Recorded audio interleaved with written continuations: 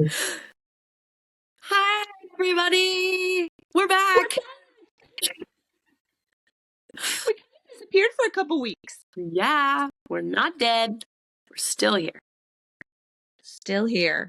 Maybe felt dead sometimes, but not really dead. So But that's not good. It's my mug time. So excited. I'm so excited. Who's going to show their mug first? You or me? I don't know. You go first. Okay.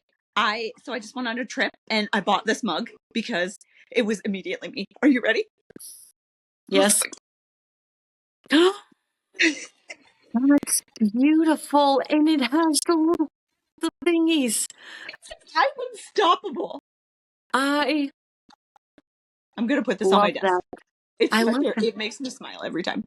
And what is in my mug tonight is nothing very exciting. It is lavender chamomile something tea. Old lady tea. That's okay. Hey, it doesn't have the probiotics this time. That's true. That's true. Well, mine. Okay, so I have 2 mugs tonight because I needed a drink and something else. So, What? go big orange, false. Hey! I have orange peach mango juice in here, so like a child. Perfect. Also, so shout out to my friend Jen. I didn't have any bread to put in or any cool candy, but I do have this really cool mug. I have to say, it is not mine. It is my daughter's. And she saw it on one of those commercials. If you've seen those commercials, you can like dunk it in the thing. So if you have your cereal. What the heck? That exists? That's amazing. Yep. She saw it on a commercial and wanted it for Christmas. It's like a $30 mug. And I was like, what? She's like, please. Okay. So, okay, can you put your spoon through the hoop? Does it like rest? Does it hold the spoon? You know, I never thought about doing that. I'm not sure. Different minds. That was I'm gonna my try it now.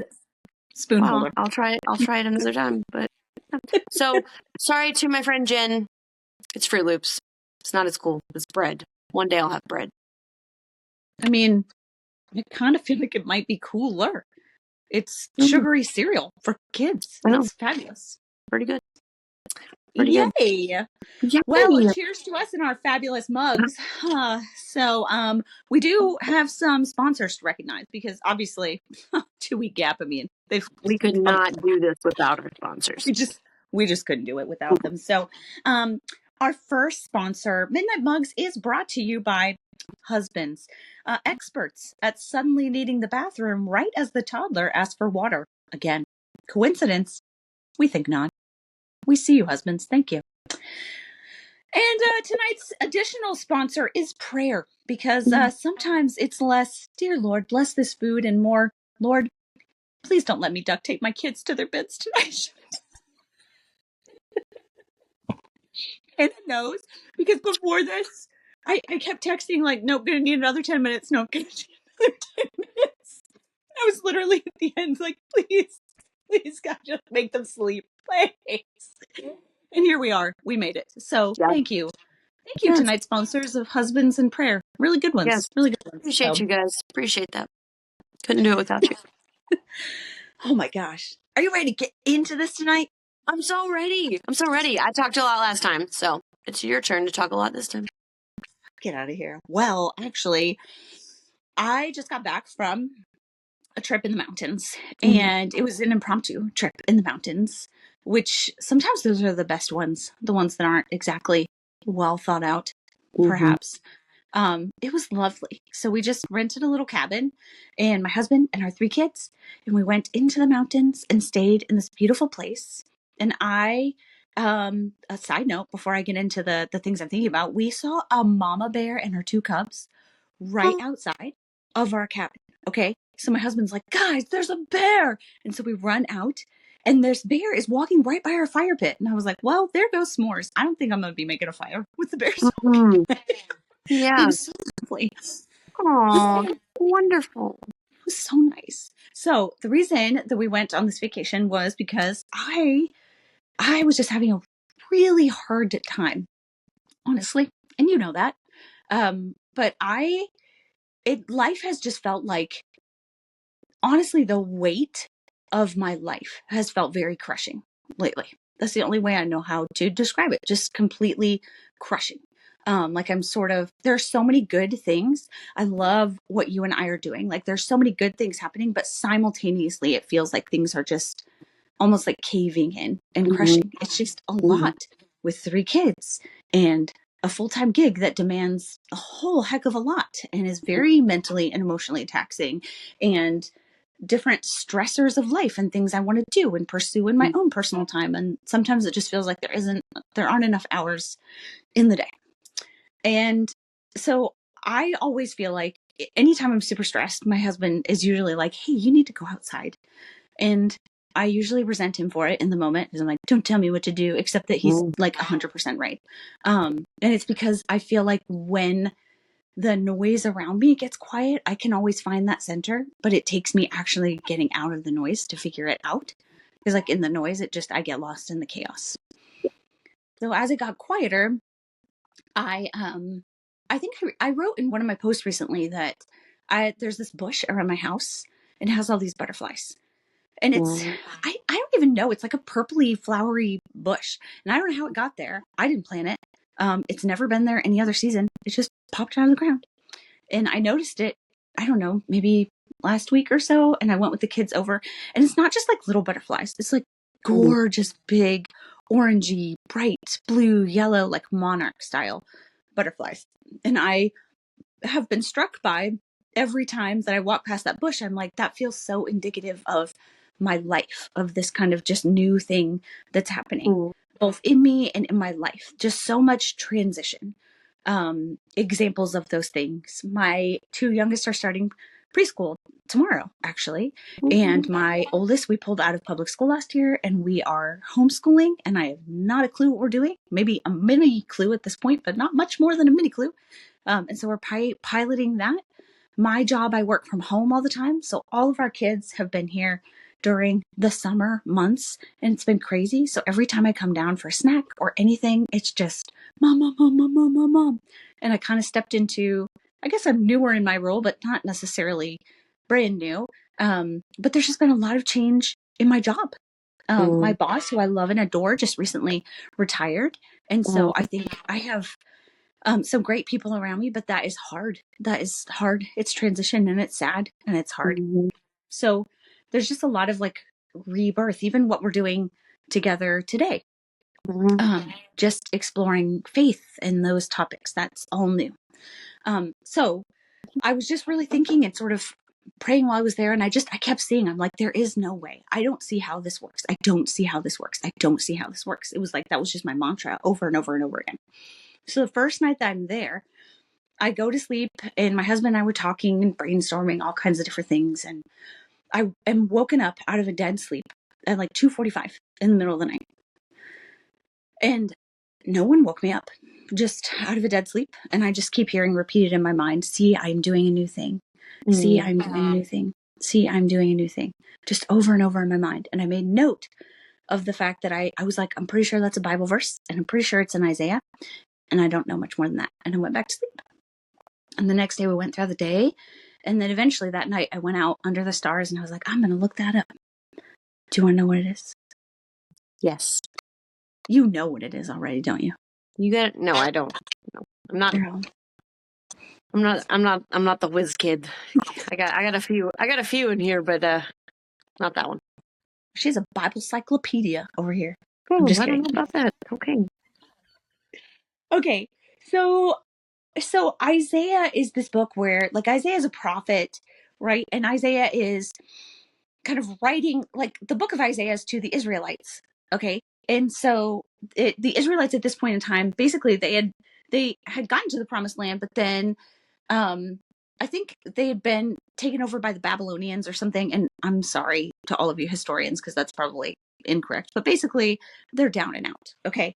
So in Isaiah, it actually comes from Isaiah 43. And I'm going to read you verses 16 through 21 and in the message.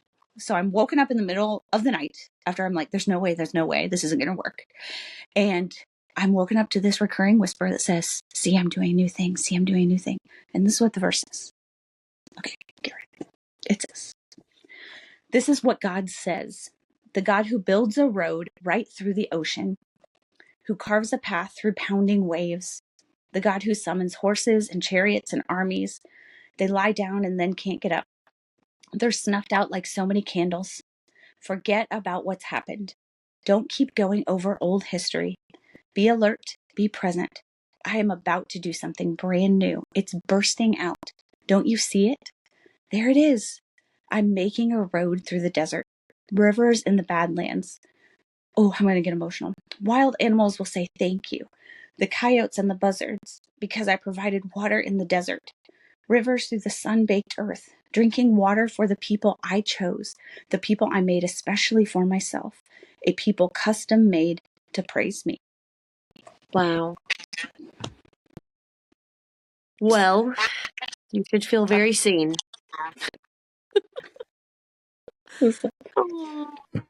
So then I came back in, my husband's in bed, like wanting to go to sleep and exhausted. And I was like, look at here. I got to tell you something. I said, it's going to make you feel real weird. And I'm going to tell you anyway. And I'm like, I was woken up in the middle of the night and this is what I heard. And this is what the verse says. I said, we were just talking about that, but how there's no way. And we're in a desert and all this stuff. And anyway, it was, and then, so then later in the trip, I go to pick up food and I see these butterflies again. Literally same butterflies. Okay. I mean, yes, I'm in the mountains and there are butterflies everywhere, but like, it's hard to like start saying this is like a coincidence, right? So they're everywhere. And then I'm just walking and looking at them while I'm waiting on the food. And I just felt this sense in me of like, I am in a season where there is something changing in my life in so many different ways. And I'm not to the new yet, but the old doesn't fit. Well, that is the life of a caterpillar transitioning into a butterfly. And that is the life of a caterpillar in a cocoon. And I am so uncomfortable right now. Honestly, that's just full transparency. I am so uncomfortable with so much of all this stuff new. I've never homeschooled before. My kids are going through a bunch of stuff. There's a lot of new stuff happening at work. I'm just really uncomfortable. And the truth is, if you rescue the caterpillar in the cocoon from the struggle, it won't survive being a butterfly. It will die. It will die because it has to struggle to strengthen itself into what its future holds so that it can fulfill who it is going to be. It will die under the weight of that if it does not first struggle. That is so cool. That is so, so cool. Isn't it cool how God shows us things that are like so applicable to exactly where we are? Just for other context, I haven't seen any butterflies around my house. So, and I live in the mountains. Oh. So, no, I'm just saying, like, that's a big deal for you to see butterflies all over the place.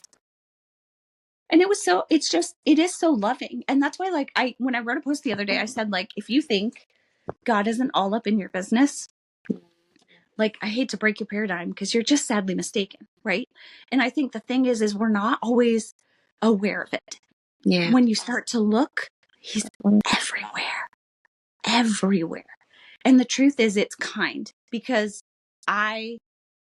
this has been whispered to me for quite some time, but I have been angry. So Hannah was like texting me, asking me about like, well, how was your trip? And I was like, well, it was a wrestling. It was good, but it was a wrestling. And it's not that I haven't known these things are true, but like sometimes you have to fight against it until you're ready to kind of surrender to what is true. And I think there is an element of that in me because I think the first time I sort of felt like, no, you kind of need to struggle because you aren't ready to be that next. You aren't ready. There are things you have to learn. There are things you have to grow. There are muscles you have to use that you have not developed yet. And you will be crushed under the weight of the new if you don't do that. But that initially made me angry. And I think what I would just like remind people too is if you have like an answer, because I think sometimes I think sometimes the answer from God is a yes, and I think sometimes it's a no, and I think sometimes it's a not now or not yet. And I think sometimes those things, it's okay to feel angry. I don't think God is surprised by our anger. I don't think he's surprised by our disappointment.